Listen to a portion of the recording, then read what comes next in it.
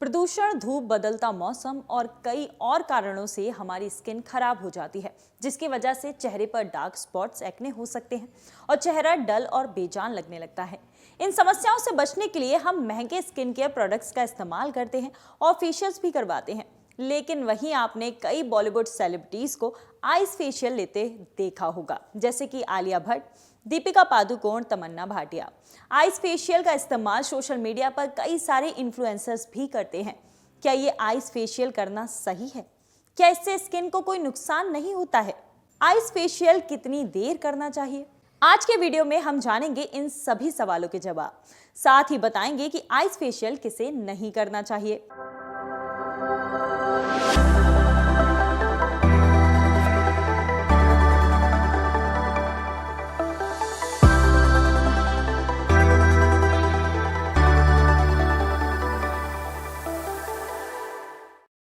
Ice facial क्या है, सबसे पहले वो समझ लेते हैं।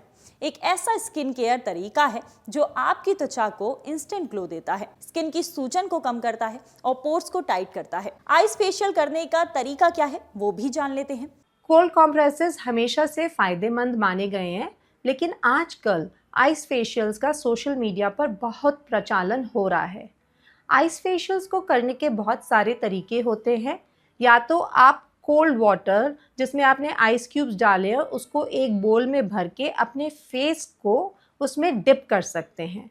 तो आप अपने फेस को 2 सेकंड के लिए या 3 सेकंड के लिए डिप करेंगे 4-5 बार। या फिर आप आइस क्यूब्स को किसी सॉफ्ट कपड़े में या सैटिन कपड़े में या पेपर टॉवल में लपेटकर सर्कुलर मोशन में अपने फेस पर रोल कर लीजिए। ये आप 20 सेकंड तक रोल कर सकते हैं। या फिर आप जेड रोलर को फ्रिज में रख के ठंडा करके भी अपने फेस पर रोल कर सकते हैं। एक और तरीका होता है, शीट मास्क को आप आइस कोल्ड वाटर में डिप कर लीजिए और उसको अपने फेस पर 5 मिनट के लिए छोड़ दीजिए। उससे भी आपको बहुत अच्छा फर्क दिखेगा।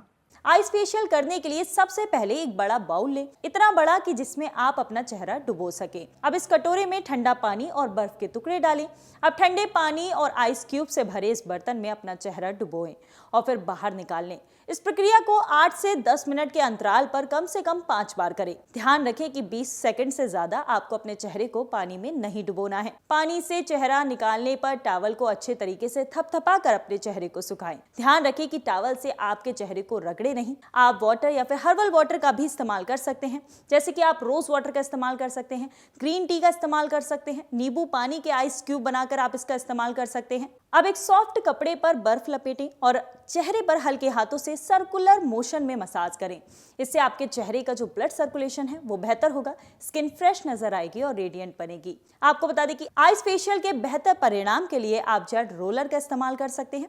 इसे आप चाहें तो कुछ समय के लिए फ्रिज में रख सकते हैं ताकि ये थोड़ा ठंडा हो जाए और आपकी त्वचा पर अच्छे तरीके से काम करे। इस तरह आइस फेशियल को आप बना सकते हैं और ज्यादा फायदेमंद। आप क्या कर सकते हैं, आप पानी में खीरा जो है या फिर नींबू का जो रस है, शहद को मिला सकते हैं। इनके भी आइस ट्रे में डालकर पानी को आइस क्यूब जमा सकते हैं, जिसका इस्तेमाल आप कर सकते हैं। साथ ही आपको बता दें कि आप एंटीऑक्सीडेंट से भरपूर एलोवेरा जेल और तुलसी के पत्तों को क्रश करके पानी में मिलाकर इनके भी आइस क्यूब तैयार कर सकते हैं। अब आपको बताते हैं कि अगर आप आइस फेशियल करते हैं तो इससे आपको क्या फायदे होते हैं। आइस फेशियल का सुबह के समय इस्तेमाल करने से आपके चेहरे पे जो पफीनेस होती है वो कम हो जाती है। सपोज़ आप सुबह उठते हैं और आपको लगता है आपका फेस बहुत पफ़ी हो रहा है या आपके आँखों के नीचे भी पफ़ीनेस हो रहा है, तब आप सुबह उठ के आइस फेशियल करेंगे तो आपकी पफ़ीनेस कम हो जाएगी। जिनका स्किन ऑयली होता है या जिनके पोर्स थोड़े से बड़े होते हैं या खुले हुए होते हैं, उनके ऊपर आइस फेशियल्स का बहुत अच्छा रिजल्ट दिखता है, क्योंकि इनसे हमारे पोर्स थोड़े से टाइटन अप हो जाते हैं। सनबर्न की अगर आपको दिक्कत रहती है तो इसमें भी ये काफी आराम दिलाता है। आइस फेशियल्स सनबर्न्स में भी स्किन को थोड़ा सा काम डाउन कर देते हैं। या अगर हमारे पिंपल्स बड़े वाले हो रहे हैं, उनसे हमको जलन हो रही है या उसमें इन्फ्लेमेशन हो रही है, तो आइस फेशियल से हमारी स्किन को ठंडक मिलती है। कुछ लोगों में आइस फेशियल्स एक्सफोलिएशन का भी काम करते हैं, मतलब हमारी डेड स्किन को एक्सफोलिएट कर देते हैं, जिससे हमारी जो लिविंग स्किन होती है वो स्टिमुलेट हो जाती है और कोलेजन प्रोडक्शन बढ़ जाता है, जिससे कि हमारे फेस पर ग्लो आ जाता है। चेहरे का जो ब्लड सर्कुलेशन है वो काफी बेहतर हो जाता है, जिससे चेहरे पर बहुत ज्यादा निखार आ जाता है। अब आइस फेशियल्स में कहते हैं कि ब्लड सर्कुलेशन बढ़ जाती है, कैसे?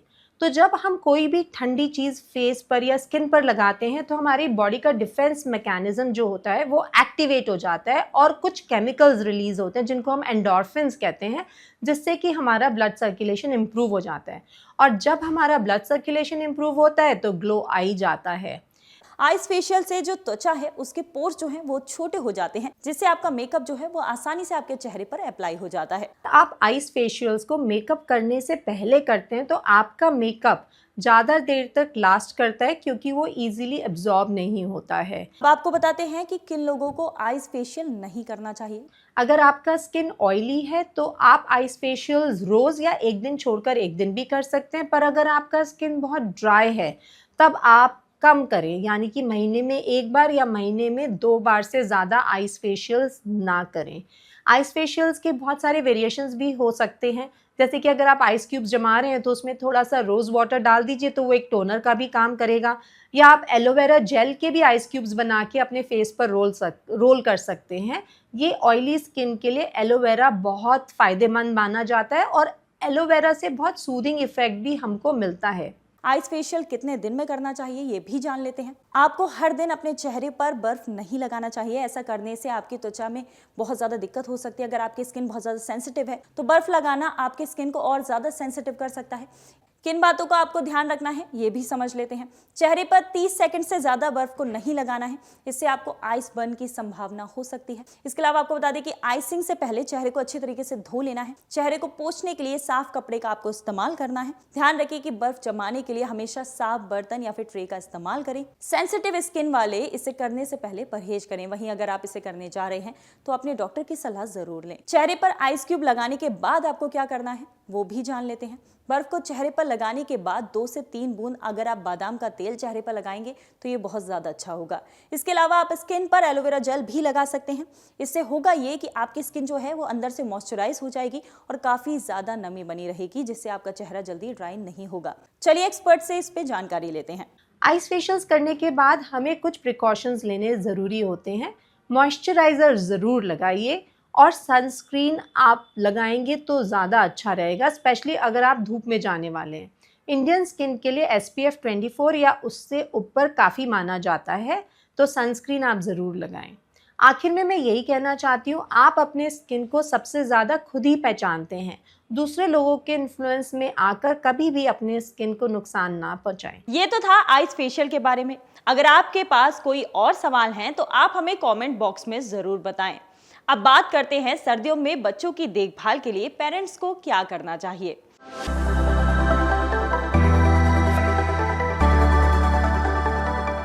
सबसे पहली चीज जो आपको याद रखनी है वो ये कि हर दिन एक मौसमी फल बच्चे को जरूर खिलाएं। सर्दियों में बच्चों की इम्यूनिटी मजबूत बनाने के लिए रोजाना उन्हें एक मौसमी फल जरूर खिलाएं। ये उनकी सेहत के लिए बहुत ज्यादा फायदेमंद होगा। सर्दियों में उनकी फिजिकल एक्टिविटी का भी ध्यान रखें। ठंड के मौसम में बच्चे की फिटनेस पर असर पड़ सकता है। कोशिश करें कि वो कोई आउटडोर गेम जरूर खेले या फिर थोड़ी देर दौड़ जरूर लगाए। ये उनकी एनर्जी बनाए रखने में मदद करेगा। साथ ही शरीर को एक्टिव बनाए रखने के लिए भी जरूरी है। खुद भी बच्चों के साथ शामिल हो। बच्चे सबसे अच्छा तब सीखते हैं जब उनके पेरेंट्स उनके साथ उनकी आदतों को अपनाते हैं। उनके साथ फिजिकल एक्टिविटी करें। आपकी भागीदारी बच्चों को प्रेरित करेगी और उन्हें बेहतर लाइफस्टाइल अपनाने में मदद करेगी।